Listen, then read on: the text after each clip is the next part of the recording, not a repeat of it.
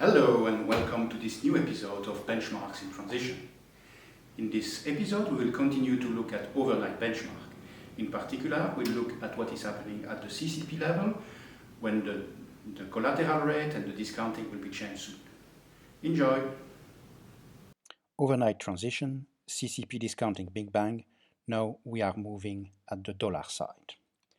There are two parts on the dollar side, one which is very similar to euro, so we will go quite fast, and then a second part on discounting risk adjustment. On the general idea, it's the same as for euro. We move from Fed fund to SOFR. The movement, the change on the collateral rate will be done as a one big movement. This is planned for October this year, and that will change the discounting but not the forward rate. So Fed fund swap will stay a Fed fund swap, is only the discounting which is changed. The original idea, the original decision by the ARC was to have that in multiple steps, but the CCPs and their members have decided, like for euro, to do it is in one big bang. So the cash compensation is the same as for euro. I've put on the screen a couple of places where you can find a detailed description for CME and LCH, but roughly on the 16th of October, which is a Friday, two mark-to-market will be computed, one with Fed fund and one with SOFR, and the difference will be paid as a cash adjustment, a cash compensation. The situation is a little bit more complex than in euro, because in euro the spread is now fixed, so there is a 8.5 basis points which is known. On the dollar side, market of the SOFR and the Fed fund are two different things, so there is no fixed spread, so you will have to take that into account. One other things I wanted to mention on the discounting side is the curves. So for example, on the screen, I've plotted an example of curve calibration for Fed fund done a couple of months ago, and it is calibrated with forward rate which are piecewise constant and with the jumps on the FOMC meeting date. So standard curve calibration. And for Fed fund, you have this pattern. So it's very flat, piecewise constant, between the dates. Now, if we look at SOFR, we know it's quite different. The intra-month seasonality is quite different. And that's what I've introduced in this slide. I took some average of historical data, and roughly at the end of the month, the rates was higher than during the month by roughly 13 basis points. There are also effects on the first and second day of the month, and again on the 15th of the month when corporate taxes are paid, there is another jump. So if you use the same market data, so if you even ignore the spread between SOFR OIS and Fed fund OIS, so the same market rate, but you incorporate those different patterns during the months, what you see is what on the screen. The red one will be the one with the seasonality intra-months, so you will have jump at the end of the month and in the middle of the month. Those details will not be taken into account, to the best of my knowledge, by the CCP.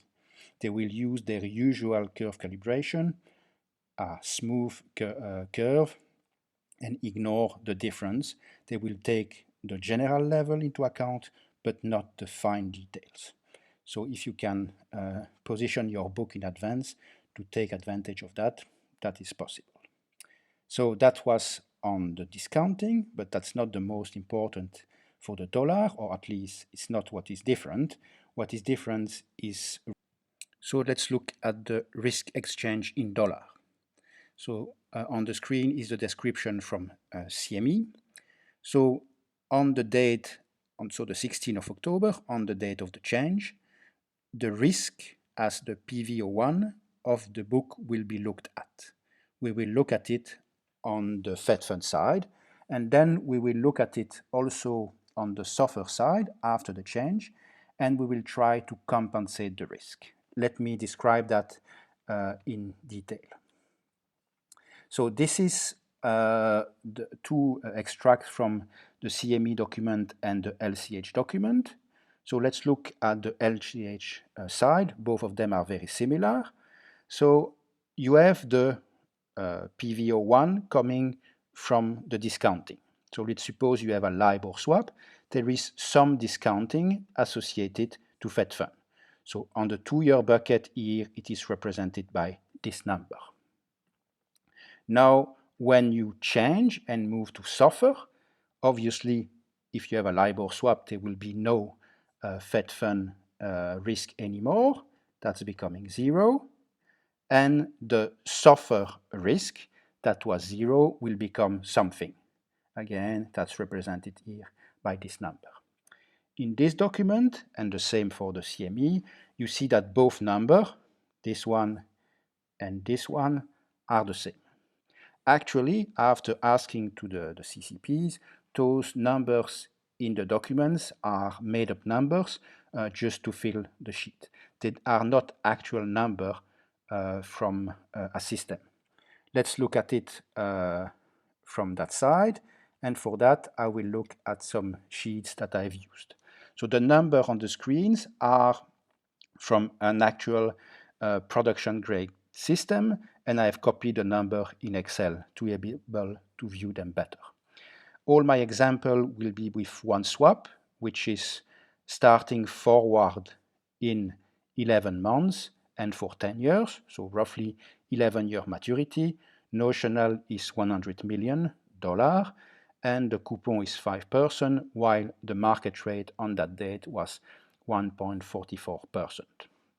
Why I take a rate on the swap far away from the money is to see the discounting part in a clear way into my system. Obviously, because I'm away from the money, then there is a large PV. So let's look at what we are interested in, the risk. So there is a risk on the LIBOR side, which is mainly around 10 years. And then there is a risk, the discounting risk, which is the one we really want to look at it. And this is what we see here. So what is happening when we move from the Fed fund to the SOFR? So let's introduce the SOFR side. So this is the same report, but now I've changed the discounting to SOFR. Obviously, the column for Fed fund is now 0, but there is still a LIBOR risk and a new SOFR risk. On the LIBOR side, you can see here 92,914, while before it was 93,079.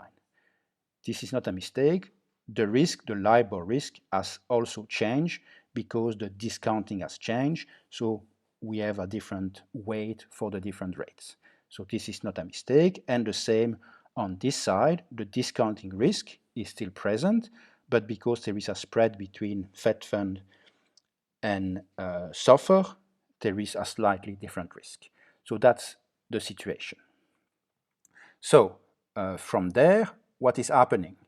I go back to my slides and I move to,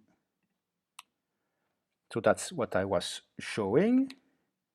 Now, let's look at what is the risk adjustment.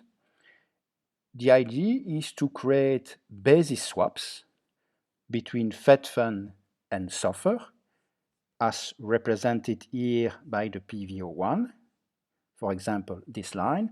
We create a 2-year basis swaps, which has this sensitivity, which is exactly the number that was on the first report. And if we have a basis swaps, if we are long one leg, we are short the other one, and there is offsetting risk. Again, the numbers that are provided in the CCP descriptions are made-up numbers. If we go to the an actual system and I take a basis swap, what you will see this is an exactly 10-year swap. This is discounted, all of it at SOFR, because after the transition, everything will be discounted at SOFR. And you see the risk is similar, opposite sign, similar, but not equal. So there is something like 20 odd dollar, plus here you don't have the same number everywhere. Here you have 8, 11, 41, 24, and so on. So they are slightly different. What is the impact of introducing those basis swap into our system? So let's go back to, this was my initial position, and I'm adding those basis swaps, and that is the result. First, in this report, I've put a limited number of basis swap, because that's the idea of the CCPs, not to use too many tenors, but just the main one. And at least in some of the documents from MCH, they mention those 6 different tenors. So I've only the 6th one, and I've done my best in the following sense. At the start, I have 2 risks, and after, when I move to SOFR, I have a 3rd risk, the SOFR risk. I'm introducing one set of instruments, basis swaps. So for each tenor, I will be able to decide of one number. And in this report, I have decided to put the Fed fund numbers exactly to where they were before. Another choice will be to decide to put SOFR to 0. But at the end, result will be quite similar. So here I'm matching this number with the initial report. There is a difference of 1 because here I had more points than here, but up to that they are the same. And the result is a slight residual on SOFR and a very small also change on LIBOR. But roughly, I'm back to the same risk. What is the cost, or what is the tools that I have used to do that is my basis swaps. And now I am moving to the other side of this sheet where I've indicated the notional. So I've introduced 2, 5, 10, and so on basis swap. What notional did I need to cancel this roughly 2,000, 7,000, and so on PV1? The notionals are indicated there. So for this 100 million swap, in total, I had to create something like 35 millions of basis swaps. In this case, because I have only one swap, all of them are in the same direction. So even if I look at the gross notional, it's still 35 millions. But if you have a portfolio with different pieces, you may have the gross notional, which is well beyond the net notional. I have those swaps in my book, and let's say I don't like them, I want to cancel them. What is the cost of doing that? For that, I took the PV01 of each of those swaps, and then I look at a bid offer. I put it decently large, 2 basis points. Why? Because I'm entering in an illiquid market. This is SOFR versus Fed fund after the transition, after we have changed. So at least one of the legs will not be very liquid.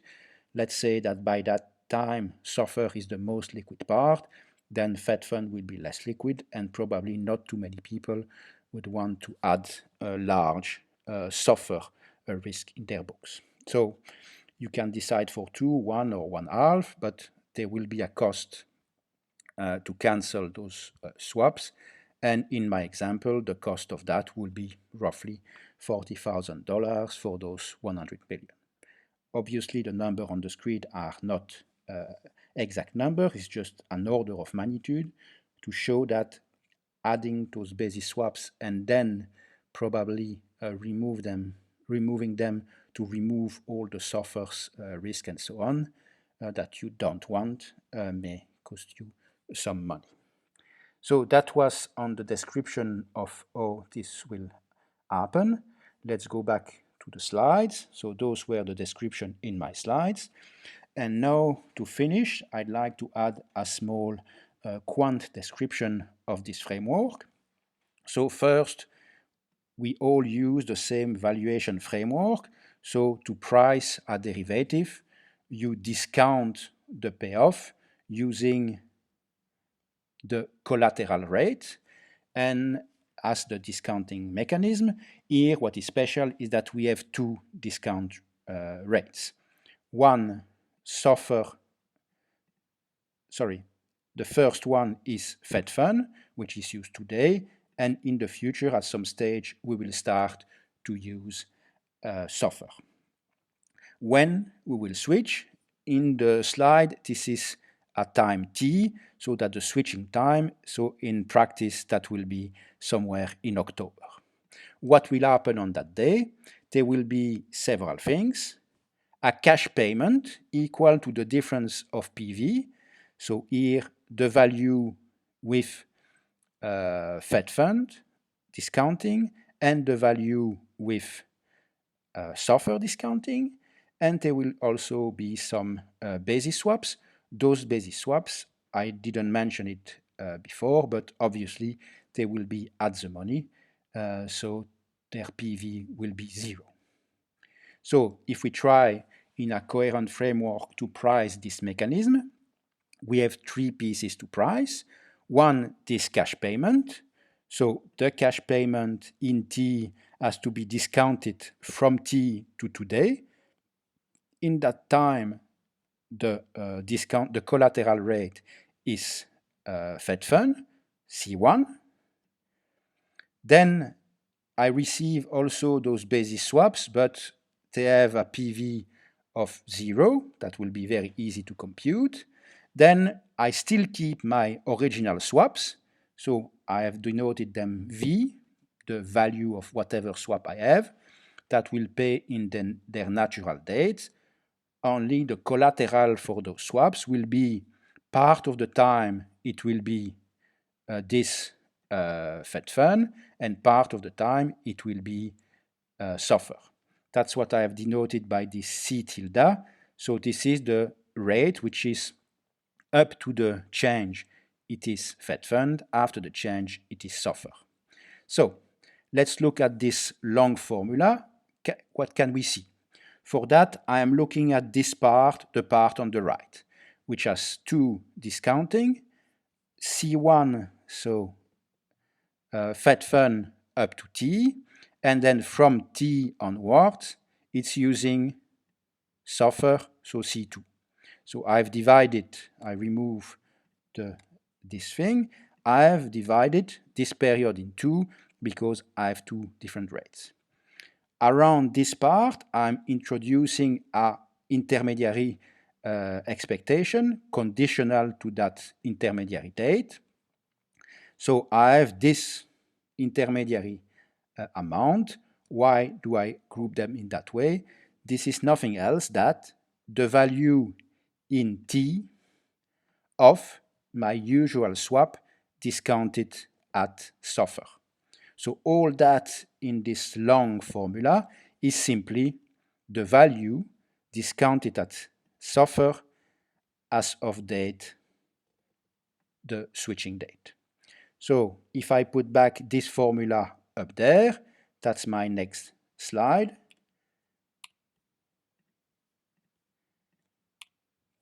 I have all these complex things, which is just the discounting of V at C2 at T, and discounted to today with C1, but that's exactly what was there. So those two pieces simplify. Obviously, 0 is 0, it disappeared. The only thing I'm left with is the discounting at C1 of the value with discounting C1. It is exactly the value today as if we were using C1 all the time. So this mechanism of introducing cash compensation and basis swaps, the final result in terms of valuation and risk management, obviously not in operational term and legal term, but from a pure valuation, it's like if we were doing nothing, if we were still continuing forever to use Fed fund. The thing will change when we come to this switch date. But for the moment, we can ignore it. So this is the description in a simplified world. If you want to look at the exact detail, actually what is happening on the transition date, and in particular that part of the equation, I wrote it simply as the value with discounting C2, but on that date, there is no market with discounting SOFR. All the swaps are discounting at Fed fund up to that date. So this value will be unknown. We'll need to create a mechanism to guess it, to invent it. And in that mechanism, you can see some convexity adjustment, but this is beyond this introductory video. So I will leave that for more complex, for a further description. And in the meantime, if you want to look at it, the exact paper is on, the link to the paper is on the screen. And that will conclude our description of what is happening with the discounting Big Bang at CCPs.